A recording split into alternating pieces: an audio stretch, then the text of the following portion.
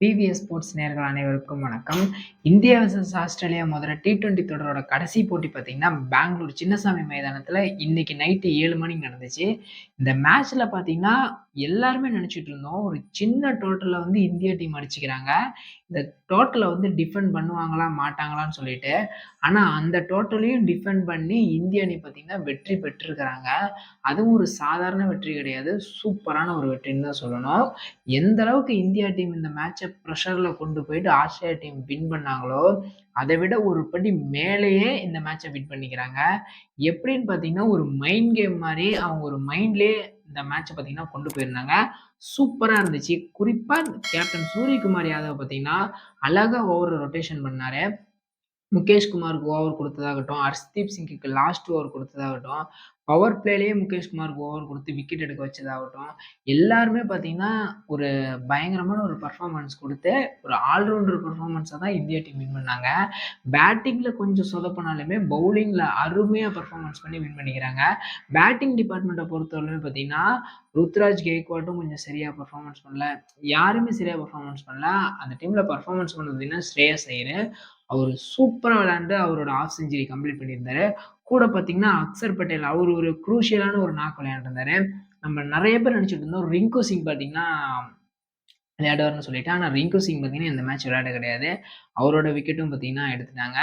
சூப்பரா இருந்துச்சு. தன்வீர் சங்கா அவரோட விக்கெட் எடுப்பாரு. செம்ம விக்கெட் அது பார்த்தீங்கன்னா, ஒரு பிரஷர்ல கொண்டு போய் விக்கெட் எடுப்பாரு. அந்த அளவுக்கு இருந்துச்சு அவரோட விக்கெட்டு. அதே மாரி பார்த்தீங்கன்னா, ஸ்ரேயஸ் ஐயர அவங்களால கட்டுப்படுத்தவே முடியல. ஏன்னா, அவருக்கு பேட்டிங் எக்ஸ்பீரியன்ஸ் இருக்கிறதுனால, ஸ்ரேயஸ் ஐயர வந்து அவங்களால கட்டுப்படுத்த முடியலன்னு சொல்லணும். அந்த அளவுக்கு ஸ்ரேயஸ் ஐயரோட பேட்டிங் வந்து சூப்பராவே இருந்துச்சு. ஜீதேஷ் சர்மாவும் ஒரு 20 ரன் அடிச்சதுனால பார்த்தீங்கன்னா, டீமோட ஸ்கோர் வந்து 160யா மாறுனுச்சு. 165க்கு எபோவ் போயிருக்கணும். நான் வந்து அப்படிதான் கணிச்சேன். ஆனா 160யோடயே முடிச்சுக்கிட்டாங்க. அந்த அளவுக்கு பார்த்தீங்கன்னா, ஆஸ்திரேலியன் டீமோட பவுலிங் பெர்ஃபார்மன்ஸ் சூப்பராவே இருந்துச்சுன்னு சொல்லணும். பேட்டிங்க பொறுத்தவரையிலுமே டிராவிஸ் ஹெட்டோட விக்கெட் பார்த்தீங்கன்னா, பயங்கரமான ஒரு விக்கெட்டு. ரவி பிஷ்னாய் பார்த்தீங்கன்னா, அந்த விக்கெட்ட ஒரு பிளான் பண்ணி எடுத்த மாரி தான் நான் நெனைக்கிறேன். ஏன்னா, அந்த லைன்லயே போடுவாரு. அந்த லைன்லயே பார்த்தீங்கன்னா, விக்கெட் அழகா போல்டு எடுப்பாரு. அதுவரையிலுமே ஹெட் பார்த்தீங்கன்னா, சூப்பரா விளையாடுவாரு. ஹெட்டோட பேட்டிங்கோட ஸ்ட்ரென்த்தே பார்த்தீங்கன்னா, ஃபாஸ்ட் பவுலர் அடிக்கிறது. அ அதே மாரி பார்த்தீங்கன்னா, பவுன்சர்ஸ் பால் அடிக்கிறது. ஆனா, ஸ்பின் வந்து அவரு அடிக்கவே மாட்டாரு. அடிக்கவே மாட்டாருன்றத விட ஒரு ஆஃப் ஸ்பின்னுக்கு வேணா திணற வாய்ப்பு இருக்குதே தவிர, இந்த லெக் ஸ்பின் பார்த்தீங்கன்னா, சொன்ன மாரி கூகுளி வருது. பால் பார்த்தீங்கன்னா கூகுளின்றது பார்த்தீங்கன்னா, ஆஃப் ஸ்பின் கணக்கு தான். அந்த இதுல வரதுனால பார்த்தீங்கன்னா, அவரால அடிக்க முடியல. அதுக்கப்புறமேட்டு பார்த்தீங்கன்னா, மெக்டமாட் அடிப்பாரு பாருங்க. வேற லெவல்ல ஒரு நாக் விளையாடுவாருங்க. பென் மெக்டமாட் வந்துட்டு, அந்த அளவுக்கு ஒரு சூப்பரா விளையாடுவாரு. ஆனா கடைசி வரையிலுமே பார்த்தீங்கன்னா, அவரால மேட்ச கொண்டு போய் ஃபினிஷ் பண்ண முடியல. ஃபுல் டாஸ் பாலே 6 அடிச்சிட்டு இருப்பாரு. அவரு ஒரு 4 கூட அடிக்கல. ஃபுல் டாஸ் பாலே 6 அடிச்சிட்டு இருப்பாரு. அதுவும் பார்த்தீங்கன்னா, அதே ஃபுல் டாஸ் பால்லே தான் அவுட்டும் ஆவாரு. செம்மையான விக்கெட் அதுவும்.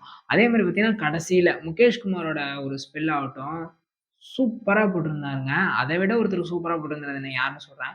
முகேஷ் குமாரோட ஸ்பெல் பார்த்தீங்கன்னா, வேற லெவல்ல இருந்துச்சு இன்னைக்கு. 2 விக்கெட்டு கன்டினியூஸா எடுத்தாரு. அந்த விக்கெட்டும் பார்த்தீங்கன்னா, செம்மையா இருந்துச்சு. அதுக்கு முன்னாடி விழுந்த விக்கெட் தாங்க சூப்பரான ஒரு விக்கெட்டு. டிம் டேவிட்டோட விக்கெட்டு. டிம் டேவிட்டோட விக்கெட்ட பார்த்தீங்கன்னா, அக்சர் பட்டேல் எடுப்பாரு. இந்த ஓவர்ல என்னமோ நடக்க போகுதுடா! ஏன்னா, அக்சர் பட்டேல் ஓவர பார்த்தீங்கன்னா, டேக் ஆன் பண்ணவே முடியல. அவரு தான் இருக்கிறதுலயே லோவா 2 குடுத்து விக்கெட் எடுத்தவரு அக்சர் பட்டேலு. 4 ஓவர் போட்டு 14 ரன் குடுத்து ஒரு விக்கெட் எடுத்திருப்பாரு. கிட்டத்தட்ட பார்த்தீங்கன்னா, 4 ரன்னு ஸ்ட்ரைக் ரேட்ல தான் அவரு எக்கனாமில தான் அவரு பாலே போடுவாரு. அவரு கிட்டத்தட்ட சவுத் ஆப்பிரிக்கன் T20ல அவர எடுக்கல. அதுக்கு ஏன் என்னைய எடுக்கல அப்படின்னு சொல்லிட்டு அவரு போன மேட்சும் சரி, இந்த மேட்சும் சரி, அப்படியே பிசிசிஐய பார்த்து ஒரு கொஸ்டின் மார்க் வச்சிருக்கிறாரு. ஏன் நீங்க என்னைய எடுக்கலன்னு சொல்லிட்டு. அந்த அளவுக்கு பார்த்தீங்கன்னா, அவரோட ஸ்பெல்லு சூப்பராவே இருந்துச்சு. அதே மாரி பார்த்தீங்கன்னா, டீம் எஃபோர்ட் ஒரு கேட்சஸ் கேட்சஸ் வேர்டுக்கு பார்த்தீங்கன்னா, கேட்சஸ் டிராப் பண்ணாங்க. அத விட கேட்சஸ் எடுத்தாங்க. ரிங்கு சிங் பார்த்தீங்கன்னா, ஒரு சூப்பரான ஒரு ரன்னிங் கேட்ச் எடுப்பாரு. அதே மாரி பார்த்தீங்கன்னா, ருத்ராஜ் கெய்க்வாட் கேட்ச் எடுப்பாரு. சூப்பரா ஒரு குரூஷியலான டைம்லாம் அந்த கேட்சஸ் வின் த மேட்சஸ்ன்னு சொன்ன மாரியே அந்த கேட்சஸ்லாம் எடுத்ததுனால தான் இந்தியா டீம் பார்த்தீங்கன்னா வின் பண்ணாங்க. ஒரு சின்ன சின்ன ஃபீல்டு மிஸ்டேக் இருந்துச்சு இந்த ஓவர் த்ரோல. ஆனா, அது பார்த்தீங்கன்னா பெருசா டீம பாதிக்கல. அதே மாரி இந்த லாஸ்ட் ஒரு ஹர்ஷ்தீப் சிங் போடுவாரு.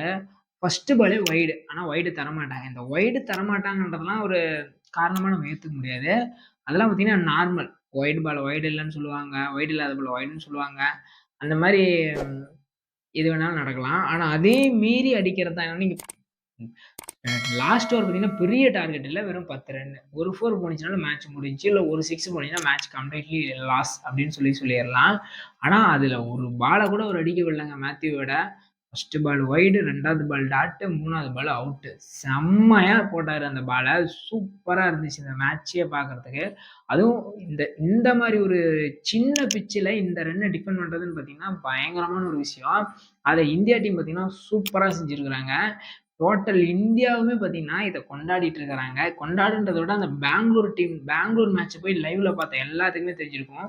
செம்ம கிரவுடு, செம்ம சியர்ஸ். இந்த வேர்ல்டு கப் எல்லாத்தையுமே மறந்து, நம்ம ஒரு புதுசா ஒரு புத்துணர்ச்சிய வந்து இந்திய டீமுக்கு அளிக்கிற மாரி தான் இத நான் பார்க்குறேன். அந்த அளவுக்கு சூப்பரா பெர்ஃபார்மன்ஸ் பண்ணியிருந்தாங்க இந்திய அணி பார்த்தீங்கன்னா, வேற லெவல்ல விளையாண்டுருந்தாங்க. பயங்கரமா எல்லாருமே எதிர்பார்த்துட்டு இருந்தோம் இந்தியா வின் பண்ணுவாங்கன்னு நெனச்சுட்டு. அதே மாரி இந்தியா வின் பண்ணிட்டாங்க. ஆனா இது வந்து ஒரு பயங்கரமான வெற்றி தான். ஒரு யங் டீம் பார்த்தீங்கன்னா, இன்னொரு யங் டீம் அடிச்சுக்கிறாங்க. யங் டீம்ன்றத விட அதில பார்த்தீங்கன்னா, கொஞ்சம் எக்ஸ்பீரியன்ஸ் பிளேயர் இருந்தாங்க. இதுலயும் கொஞ்சம் எக்ஸ்பீரியன்ஸ் பிளேயர் இருந்தாங்க. அந்த மாரி ஒரு யங் டீம் பார்த்தீங்கன்னா, இன்னொரு டீம் அடிச்சு, அதுவும் வேர்ல்டு கப் வின் பண்ணதுக்கு பார்த்தீங்கன்னா, ஓரளவுக்கு கொஞ்சம் மன திருப்தி குடுத்துருக்காங்க. அது பார்க்கறதுக்கு ரொம்ப சூப்பராவே இருந்துச்சுன்னு சொல்லணும். அடுத்த மேட்ச் பார்த்தீங்கன்னா, நமக்கு சவுத் ஆஃப்ரிக்கா கூட வந்து 10ஆம் தேதி நடக்குது. அது சவுத் ஆஃப்ரிக்கால. அந்த மேட்சோட அனாலிசிஸ், ரிவ்யூ எல்லாமே நம்ம வீடியோல நான் போடுறேன். இதோட இந்த வீடியோ நான் முடிச்சுக்கிறேன். இந்த வீடியோ உங்களுக்கு புடிச்சிருந்துச்சுன்னா, லைக் பண்ணுங்க, கமெண்ட் பண்ணுங்க, ஷேர் பண்ணுங்க, சப்ஸ்கிரைப் பண்ணுங்க. பெல் ஐகான் ஆல்ல போட்டு வச்சுக்கோங்க. அடுத்த வீடியோல சந்திக்கிறேன். பாய்.